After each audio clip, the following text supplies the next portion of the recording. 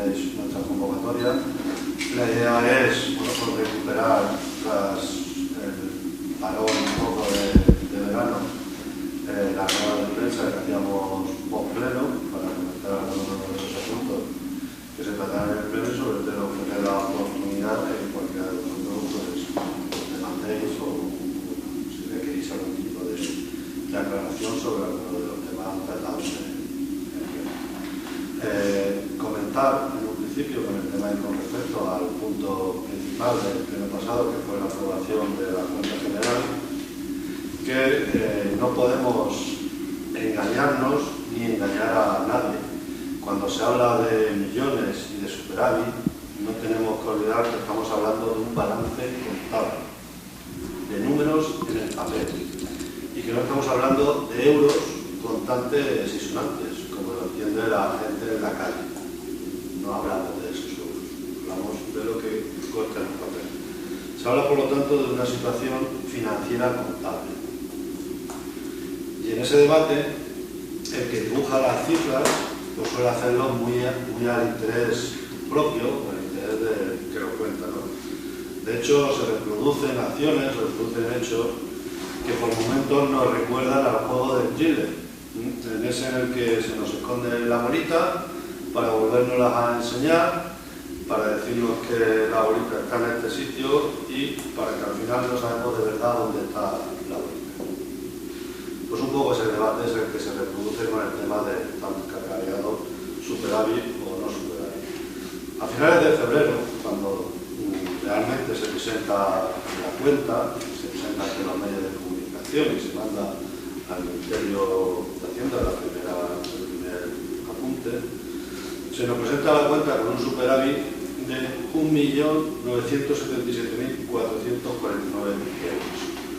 Sobre la liquidación del presupuesto concreto, el presupuesto del 2015, con unos ingresos de 28.662.812 euros y unos gastos que ascienden a 26.685.362 euros. Eso sería lo que se presenta. Para empezar, lo primero, más ingresos que gastos. Que ya nosotros ya eso sería para cuestionar, ¿no? Pues dejar claro que se recauda más de lo que de verdad se invierte en servicios a los ciudadanos, en servicios a la ciudadanía, en mantener las instalaciones, en mantener la administración, en hacer inversiones, en transferir subvenciones a asociaciones, etc. Vamos a un modelo en el que recaudamos más del que invertimos. Y pues eso sería para cuestionar. Luego un presupuesto que se presenta como conservador, y se ha presentado como conservador desde su inicio. Cuando se inició, cuando se presentó, como comentaba, en febrero, y que se reconoció y se reiteró también el pasado lunes, que arroja un superávit bruto de 3.512.870 euros, que luego esto es lo que se redondea en 4 millones. En realidad son esos 3.512.870 euros. Superávit que se destina principalmente, en su inmensa mayoría, a pagar a los bancos, no se destina a inversiones. 3 millones de euros es lo que se ha pagado de deuda a los bancos en este ejercicio del que estamos hablando. 3 millones de euros. Un ejercicio desde 2015 que aumenta los derechos de difícil o imposible recaudación en 1 millón de euros con respecto al cierre de la cuenta anterior de 2014, llegando ya a más de 6 millones. Y que quedan pendientes, no, en el apunte contable no aparecen como pendientes de pago, ¿no? Ya eso se da por hecho que es imposible que eso se cobre y se aparta, pero aparece en el resultado de ingresos y gastos, siguen apareciendo. En total, de los derechos pendientes de cobro al cierre del ejercicio, y al 31 de diciembre del 2015, ascendía a 15 millones. Tenemos que ver lo que se ha podido cobrar, lo veremos en el siguiente cierre del ejercicio, porque eso se va arrastrando. y veremos si va aumentando esos millones que ya se reconocen como de difícil o imposible recaudación. Por lo que en términos de dinero contante y sonante, como decía antes, no deja, hablar de superávit no deja de ser una ficción. No existe ese superávit contante y sonante, no existe en monedas. Es decir, si nos pagaran todo lo que nos debe, incluso esto que ya lo señalamos como de difícil o imposible recaudación, habría ese superávit. Entendiendo esa palabra, superávit, como la entiende todo el mundo que va a ir a la calle. Cuando salimos a la calle diciendo que hay superávit, para que se diera ese concepto, se entendiera por todos los ciudadanos, tendríamos que cobrar todo lo que se nos debe.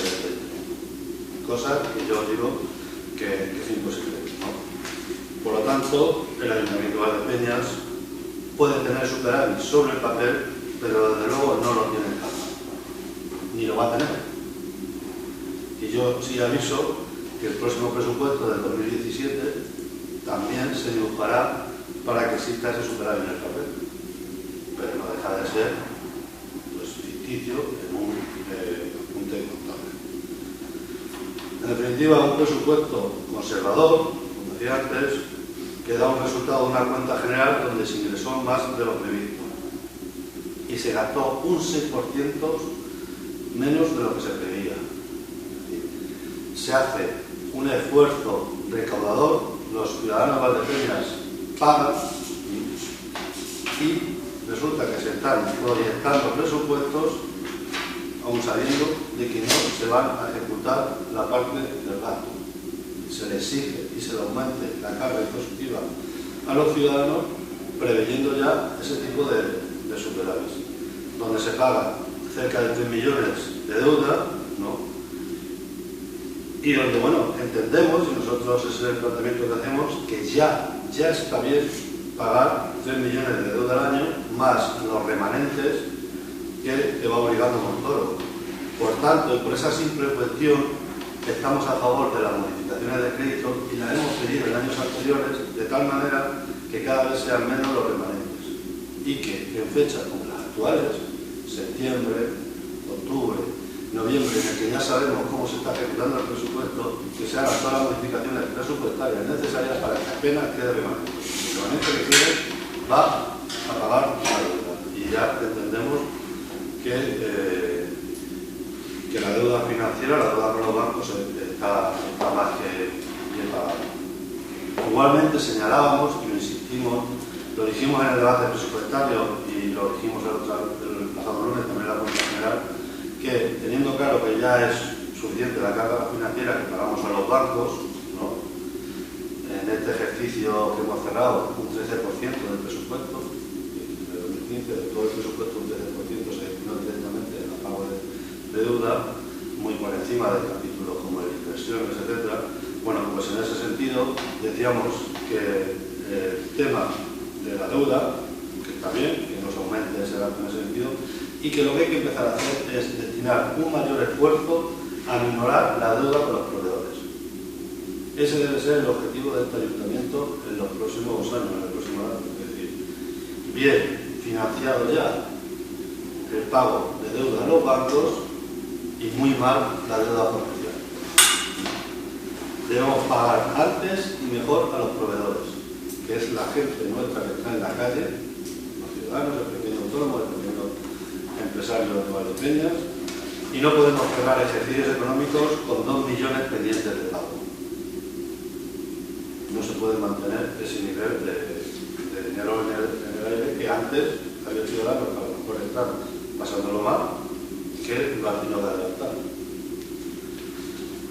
Por eso un poco se llama la reflexión sobre el tema de la deuda. En otro orden de cosas sí queríamos comentar sobre el pliego aprobado para adjudicar la concesión del campo de tiros de los Talerines, aprobado por el PSOE y UCIN, y con el que nosotros no estuvimos de acuerdo, nos abstuvimos en este punto, que lo hacíamos principalmente por el periodo de la concesión, 5 años, prorrogable en otros 5 años. En general, no estaremos de acuerdo con concesiones por encima de la legislatura, salvo casos muy excepcionales, ¿no?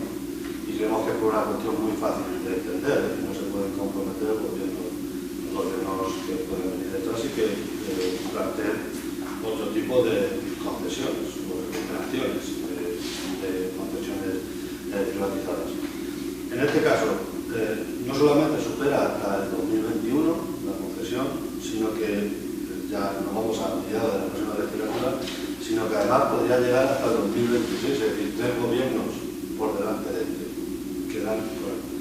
Y luego, en otro sentido, también nos parecía que sobre un bien con un valor en torno al $500.000 proponer un canon de 1.500 euros anuales, 1.500 euros al año, no nos parece que esté muy ajustado. Y esas cosas son las que nos hicieron no votar a favor.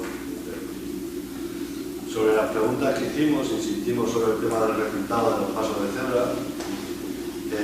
Lo hemos hecho otros años, se está empezando a hacer, ya hemos visto que en alguna de las zonas del instituto se está empezando a hacer, pero venía también a colación porque otros años, y para que no quede en este, vemos como cuando llega la fiesta del vino se repintan todos los pasos de cebra cercanos a la zona centro, todas las señales viarias cercanas a la zona centro, que en la ciudad y está muy bien, pero no debemos olvidar la situación de los pasos de cebra de los colegios o zonas donde habitualmente zonas deportivas o fuera de música, conservatorio, etcétera, donde habitualmente transitan menores, sobre todo en este periodo que viene, en el que tanto, sobre todo al atardecer, mientras se produce el cambio de hora, la visibilidad es complicada. Entonces, pues, lo hemos pedido y claro que también sí se hace. Y también preguntamos sobre las inversiones realizadas en mantenimiento y mejoras en los colegios durante el verano, recordando que esto se tiene que hacer durante el verano, una vez que ya inicia el curso. Una cosa que sí queríamos resaltar es que en comisión informativa preguntamos sobre el anuncio del presidente García Paje con la renovación del programa de deporte escolar, que este año pasa a convertirse en el programa Somos Deporte 3-18. Y lo que viene a hacer es ampliar la franja de edad de los beneficiarios, de los niños, que hasta este momento se situaban entre los 6 y los 16 años, y a partir ya de este curso, del curso que ya se ha iniciado, pues irá desde los 3 hasta los 18. Se sigue manteniendo el espíritu de formación deportiva de los escolares, mediante la adquisición de los fundamentos técnicos, tácticos y reglamentarios en las diferentes modalidades deportivas. Y bueno, nosotros compartimos con el gobierno regional su planteamiento, es decir, se plantea que se ha detectado, especialmente las chicas, pero también los chicos, que abandonan la práctica deportiva en torno a los 13 o 14 años. 16 años en el caso de Valdepeñas y en las modalidades deportivas más demandadas, incluso en estas edades. Es decir, tenemos escuelas deportivas, pues como puede ser el fútbol sala, etcétera, sobre el concepto donde la gente que da el salto luego a los equipos juveniles que ya pertenecen a los clubes y no pertenecen a las escuelas deportivas son los menos. Y se mantiene, hay una media de por encima en modalidades, como por ejemplo puede ser el fútbol, de 40 y tantos niños que se quedan fuera con 15 y 16 años, a los que no se les da un tránsito para seguir practicando el juego. Entonces, para evitar esa desconexión y mantener la práctica deportiva en unas edades que nosotros pensamos que son muy importantes para el mantenimiento de hábitos saludables, porque es cuando mayores impactos desde fuera se reciben para otros hábitos o para desarrollar otros hábitos, entendemos en definitiva, y así decimos ver, que el Ayuntamiento de Valdepeñas no puede ser ajeno a esto y por lo tanto debemos hacer ese pequeño esfuerzo económico que supone la ampliación de las escuelas deportivas hasta los 18 años. Y en ese sentido vamos a seguir insistiendo.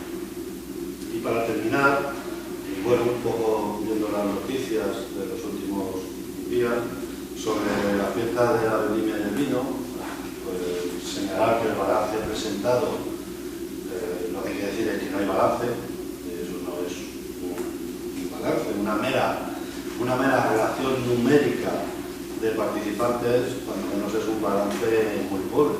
Y encima cuando lo único que hace es dar traslado de una serie de entidades que te lo han pasado aquí. Nosotros creemos que las fiestas necesitan una evaluación con mayor profundidad, lo venimos demandando durante años y yo creo que hay que darse cuenta de todo de que necesitamos sentarnos y evaluar datos objetivos, datos numéricos, cuantitativos, pero también datos de calidad, cualitativos, escuchando a los participantes, escuchando a todos los sectores para analizar las fiestas, ver qué objetivos estamos cumpliendo, si se cumplen los objetivos, ver la proyección cultural, social o económica de la ciudad en estos días, ver cómo se promocionan valores o qué valores estamos promocionando, ver la participación e implicación, pero no solamente como meros espectadores, sino en el desarrollo de las fiestas. Pues analizar, por ejemplo, qué ha pasado con el encuentro de peñas o qué pasó con el concurso de carros.